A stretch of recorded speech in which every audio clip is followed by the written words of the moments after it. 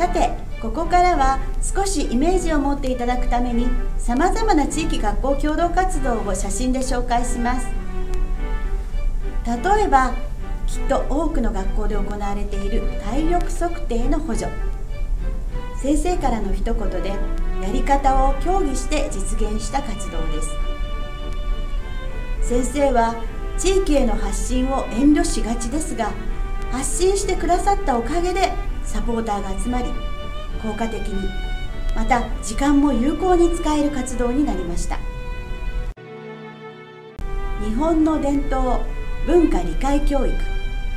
地域にはこうした専門家がたくさんいらっしゃいます。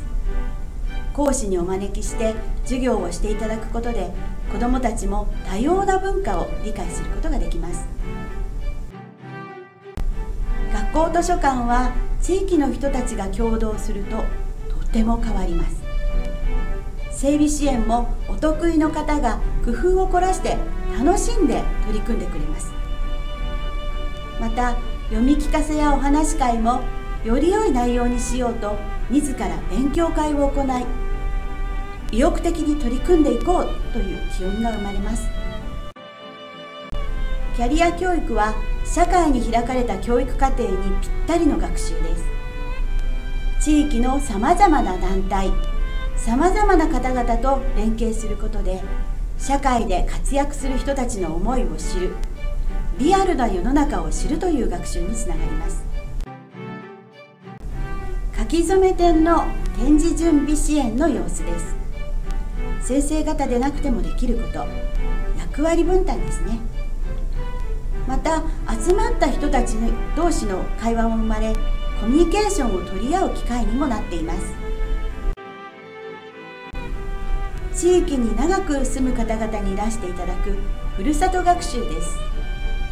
こうした方々を集めるためには、コーディネーター、推進員が大活躍です。朝の校庭での安全安心な遊び場作りです。これは都会の学校で放課後に思いっきり遊べる公園もなく、子どもたちも結構忙しいということで工夫された活動です。地域の見守りの方々と仲良くなる、また朝から遊んですっきりして1時間目を迎えられるという効果も報告されています。中学校でもキャリア教育は大切です。社会で活躍する方々を講師でお招きし、キャリア講話をしている様子です。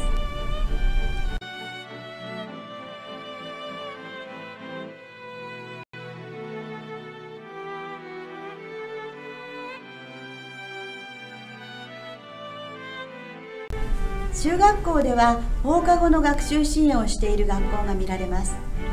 学校図書館で自主学習の場を設けています。中学生になると学校の外に出た活動も行えます。学校から生徒に呼びかけて社会の役に立つ活動であることを伝えます。ただし、こうした活動に教員が引率するのではなく、地域学校共同本部のサポーターが引率を行います。いざという時に中学生は十分に活動の担い手になります。日中も地元にいる中学生と地域住民とが連携しながら防災訓練を進めている様子です。地域の高齢化という地域課題にも向き合いつつ、地域コミュニティを活性化させる活動につながります。